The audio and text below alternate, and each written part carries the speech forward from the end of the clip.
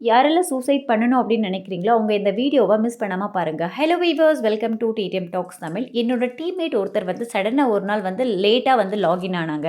12:00 வந்து லாகின் ஆனாங்க. அப்போ நான் ரீசன் கேட்டேன். ஏன் லேட் லாகின்னு கேட்கும்போது அவங்க சொன்னாங்க, அவங்களுடைய சைல்ட்ஹுட் ஃப்ரெண்ட் ஒருத்தர் வந்து ஹார்ட் அட்டாக்ல இறந்துட்டாங்களாம். அப்போ அவங்களுடைய வயசு வந்து நான் கேட்டேன், என்ன வயசு ஆயிருக்குன்னு சொல்லிட்டு 32 இயர்ஸ் அப்படின்னு வந்து சொன்னாங்க.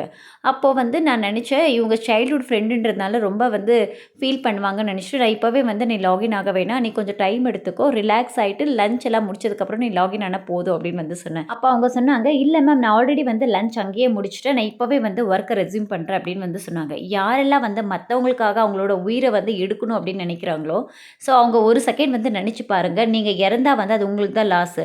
ஃபைனலி வந்து அவங்களுடைய வேலைய வந்து வெரி நெக்ஸ்ட் செகண்டே அவங்க ரெஸ்யூம் பண்ணிடுவாங்க. சாப்பாடு சாப்பிடுறது சாப்பிட்டுட்டே தான் இருப்பாங்க. ஸோ உங்களுக்காக உட்காந்து வந்து லைஃப் லாங் வந்து இருக்க மாட்டாங்க. இதே மாரி மோர் யூஸ்ஃபுல் வீடியோஸ்க்காக நம்மளோட சேனல சப்ஸ்கிரைப் பண்ணிக்கோங்க.